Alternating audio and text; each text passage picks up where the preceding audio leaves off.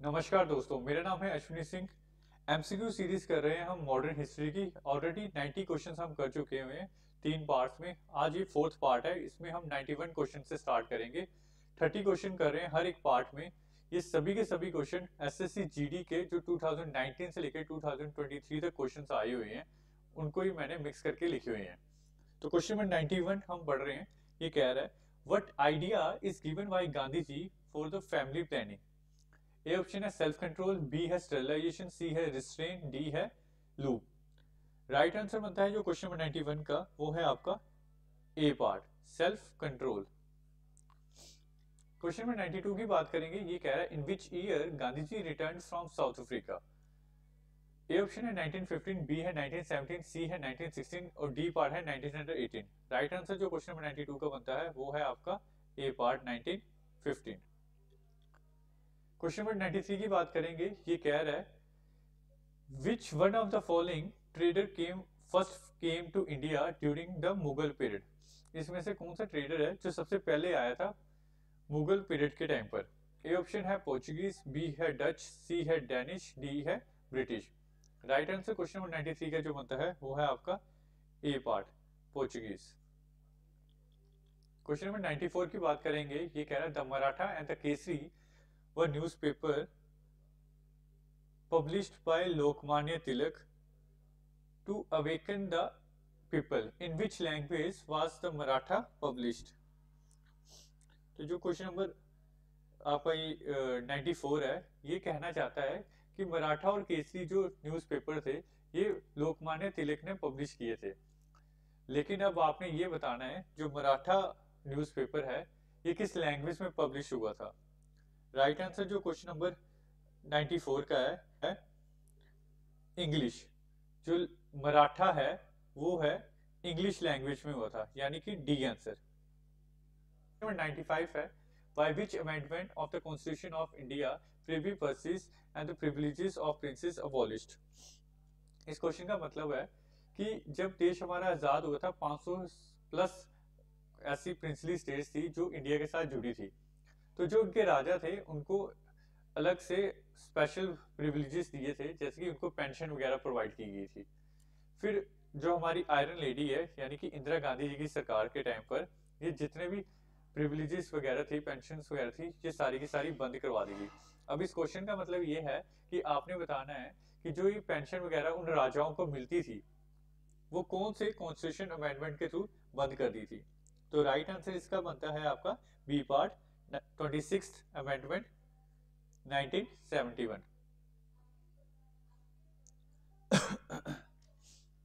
Question number 96 की बात करेंगे। ये कह रहा है, who among the following governor general of India was called the maker of modern India. इसमें से किस गवर्नर जनरल को मेकर ऑफ मॉडर्न इंडिया बोलते हैं। मेकर ऑफ मॉडर्न इंडिया का मतलब ये है कि जिसने इस देश में अलग अलग चीजों का निर्माण किया हो या अलग अलग चीजों को एस्टेब्लिश किया हो। जैसे कि अगर रेलवे वगैरह हो गया, पोस्ट ऑफिस वगैरह हो गया, जिसने भी ये सब चीजें स्टार्ट की थी हमारे देश में, उसी को ही बोला जाएगा maker of modern India. A option है लॉर्ड एल्गिन, बी है लॉर्ड डलहौसी, सी लॉर्ड माउंटबेटन और डी ऑप्शन है लॉर्ड रिपन। राइट आंसर जो इस क्वेश्चन का बनता है वो है लॉर्ड डलहौसी, यानी कि बी पार्ट। क्वेश्चन नंबर 97 की बात करेंगे। ये कह रहा है, who was known as the Badshah Khan. इसमें से किसको बादशाह खान भी बोला जाता था। ए ऑप्शन है मोहम्मद अली जिन्ना, बी है अब्दुल कलाम आजाद, सी है खान अब्दुल गफर खान और डी है खान अब्दुल वाली खान। तो इनको फ्रंटियर गांधी भी कहा जाता था। तो राइट आंसर है इसका C part, Khan Abdul Gaffar Khan. Question number 98 है। ये कह रहा है, where did East India company set up its first factory in India during the reign of Jahangir. कह रहा है ईस्ट इंडिया कंपनी ने अपनी पहली फैक्ट्री कहां पर लगाई थी जहांगीर के टाइम पर। ए ऑप्शन है आगरा, बी है अहमदाबाद, सी है बरोच और डी है सूरत। राइट आंसर जो क्वेश्चन नंबर 98 का बनता है वो है आपका सूरत, यानी कि डी पार्ट। क्वेश्चन नंबर 99 की बात करेंगे। ये कह रहा है, the industrial working class did not participate in the civil disobedience movement in large number except। इस क्वेश्चन का मतलब है कि जो मजदूर वर्ग था सभी ने अवज्ञा आंदोलन के टाइम पर उन्होंने भाग नहीं लिया था, लेकिन इनमें से एक ऐसी जगह थी जिन्होंने लिया था। अब आपने इसका राइट आंसर बताना है। तो इस क्वेश्चन का जो आपका राइट आंसर है वो है नागपुर रीजन, यानी कि ए पार्ट। क्वेश्चन नंबर 100 की बात करेंगे। ये कह रहा है इसको अरेंज करना है आपने क्रोनोलॉजिकल ऑर्डर में, यानी कि आपने बताना है कि दांडी मार्च पहले हुआ था, साइमन कमीशन पहले हुआ था, पूना पैक्ट पहले हुआ था, या फिर गांधी इरविन पैक्ट पहले हुआ था। इसको असेंडिंग ऑर्डर में आपने अरेंज करना है कि जो चीज पहले हुई थी वो बतानी है और जो उसके बाद हुई थी उस ऑर्डर में अरेंज करना है। इस क्वेश्चन का जो ए पार्ट है वो है B A C D, B part second part है B A D C, third part है डी सी ए बी और फोर्थ पार्ट है डी सी बी ए। तो जो राइट आंसर इस क्वेश्चन का बनता है वो बनता है आपका बी ए डी सी, यानी कि सेकंड पार्ट। इसका मतलब ये है कि सबसे पहले आया था हमारा साइमन कमीशन, फिर उसके बाद में आया था हमारा दांडी मार्च हुई थी, फिर उसके बाद में हमारा हुआ था गांधी इरविन पैक्ट, और लास्ट में क्या हुआ था आपका पूना पैक्ट। तो राइट आंसर क्या बनता है इस क्वेश्चन का? सेकंड पार्ट, यानी कि B A D C. Question number 101 की बात करेंगे। ये कह रहा है who among the following were the leaders of the indigo revolt. जब इंडिगो रिवोल्ट हुआ था उस टाइम पे कौन से दो लीडर थे? पहला ऑप्शन है बुड्ढू भगत एंड जिंदारी मोनाक, सेकंड ऑप्शन है दिगंबर विश्वास एंड विष्णु चरण विश्वास, सी ऑप्शन है बिरसा मुंडा एंड गया मुंडा, डी ऑप्शन है दीन बंधु मरा एंड मधुसूदन। राइट आंसर जो क्वेश्चन नंबर 1 का बनता है वो है बी पार्ट, यानी कि उस टाइम पर जो प्रोमिनेंट लीडर थे इंडिगो रिवोल्ट के वो थे आपके दिगंबर विश्वास एंड विष्णुचरण। क्वेश्चन नंबर 102 की बात करेंगे। कह रहे during whose tenure as the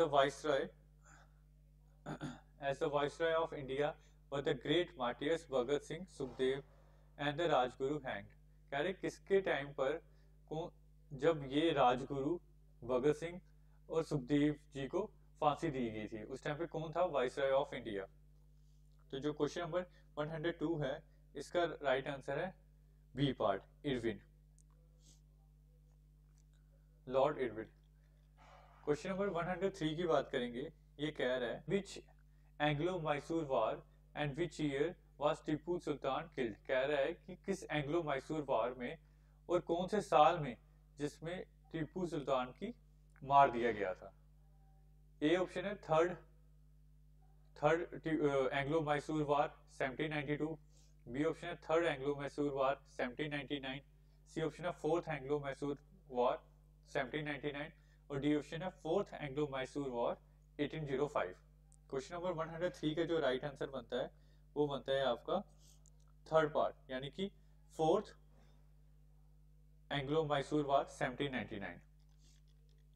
question number 104 कह रहा है who was the governor general during the revolt of 1857। कह रहा है जब 1857 का रिवोल्ट हुआ था उस टाइम पर कौन था गवर्नर जनरल?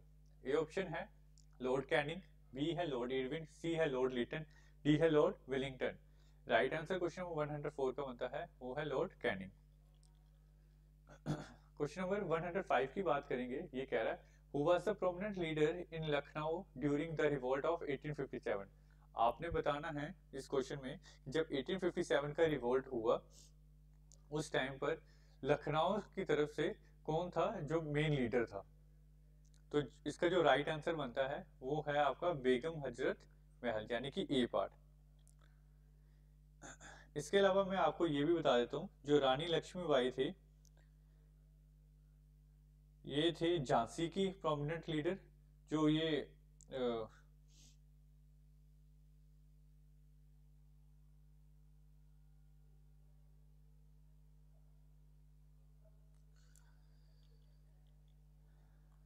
क्वेश्चन नंबर 106 की बात करेंगे।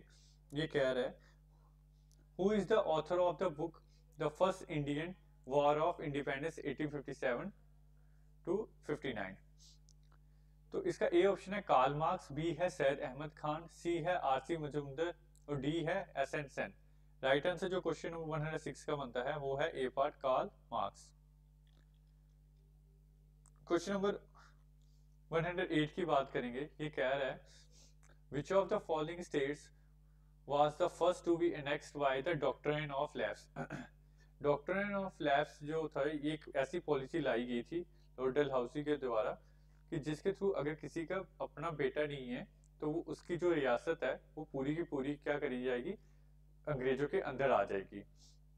तो ऐसी कौन सी ऐसी जगह थी जो सबसे पहले इस पॉलिसी के थ्रू अंडर आई थी अंग्रेजों के? ए पार्ट है नागपुर, बी पार्ट है सतारा, सी है झांसी और डी है उदयपुर। राइट आंसर जो बनता है क्वेश्चन नंबर 108 का वो है बी पार्ट सतारा। क्वेश्चन नंबर 109 की बात करेंगे। ये कह रहा है what is the location of the padyatra of Dandi March 2021? A option है साबरमती आश्रम टू दांडी, बी है दांडी टू बडोदरा, सी है पोरबंदर टू साबरमती और डी है Rajkot to Dandi. Right answer बनता है जो इस क्वेश्चन का वो है ए पार्ट साबरमती आश्रम टू दांडी। क्वेश्चन नंबर 110 की बात करेंगे। ये कह रहा है Jinnah give his opposition to Wavell's plan in the conference held at. कह रहा है कि एक ऐसी कॉन्फ्रेंस हुई थी वेवल प्लान की जिसमें जीना ने अपने को इससे अलग किया था, अपोजिशन दी थी, मतलब कि वो उसके खिलाफ थे। तो आपने वो बताना है कि ये कॉन्फ्रेंस जो हुई थी वेवल प्लान की ये कहाँ हुई थी। तो मैं आपको बता दूं कि ये जो कॉन्फ्रेंस हुई थी ये हुई थी 1945 में और ये हुई थी शिमला में। इसको शिमला कॉन्फ्रेंस भी कहते हैं। क्वेश्चन नंबर 111 की बात करेंगे। कह रहा है Dalhousie said to which state? कहता है डलहौसी ने ऐसा किसके लिए बोला था?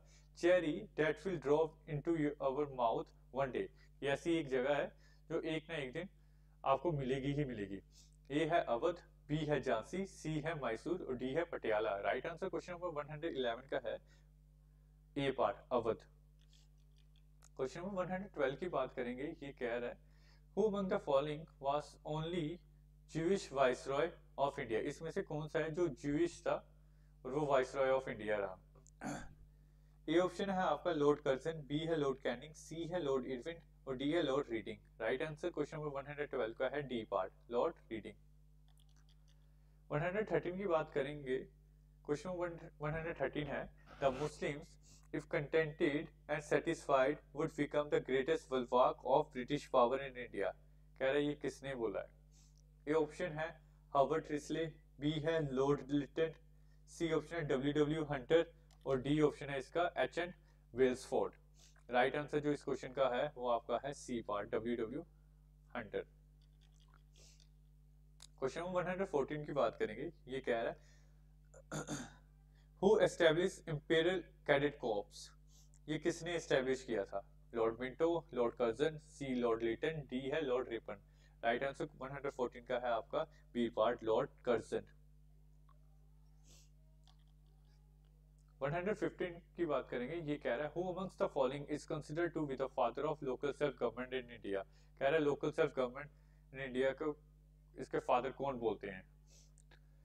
ए ऑप्शन है डलहौसी, बी है कैनिंग, सी कर्जन और डी है रिपन। राइट आंसर है जो क्वेश्चन नंबर 115 का डी पार्ट लॉर्ड रिपन। 116 की बात करेंगे। ये कह रहा है who is called the father of Indian archaeology? Who is called the father of Indian archaeology? Question number 116 की बात करेंगे। Who is called the father of Indian archaeology?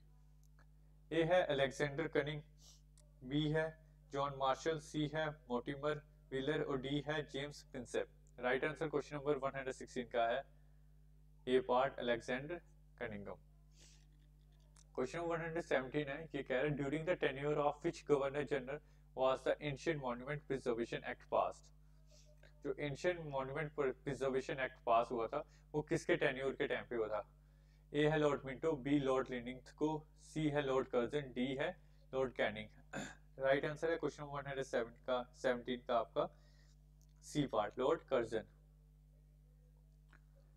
Question 118 की बात करेंगे। Who compared Curzon's administration in India to that of Aurangzeb? कह रहे हैं कि कर्जन की जो एडमिनिस्ट्रेशन थी इंडिया में उसको औरंगजेब के साथ हमने मिलाया था। तो बताओ किसने ऐसा बोला था? बाल गंगाधर तिलक, जी.के. गोखले, दादा भाई नौरोजी या एनी बेसेंट? राइट आंसर जो इस क्वेश्चन का है वो है आपका B part G K. Gokhale. Question number 119 की बात करेंगे। ये कह रहा है who among the following governor general ridiculed Congress as representing only a microscopic minority of people. कह रहा है कि किसने ऐसे कहा था कि जो कांग्रेस है ये कुछ लोगों की बस बनाई हुई एक संस्था है। ए ऑप्शन है लॉर्ड डफरिन, बी है लॉर्ड कर्जन, सी है लॉर्ड मिंटो और डी पार्ट है इसका आपका लॉर्ड लैंडस्टोन। राइट आंसर इस क्वेश्चन का जो बनता है वो आपका है A part lord Dufferin. Question number 120 है who was the viceroy when Indian National Congress was formed in 1885। कह रहा है कि बताओ कि जब 1885 में इंडियन नेशनल कांग्रेस फॉर्म हुई थी उस टाइम पे वाइसरॉय कौन था। इस क्वेश्चन का आंसर आपने खुद मुझे कमेंट सेक्शन में बताना है, ये मैं नहीं बताऊंगा। तो मैं बताऊंगा कि आपका आंसर ठीक है या गलत है। Thank you so much.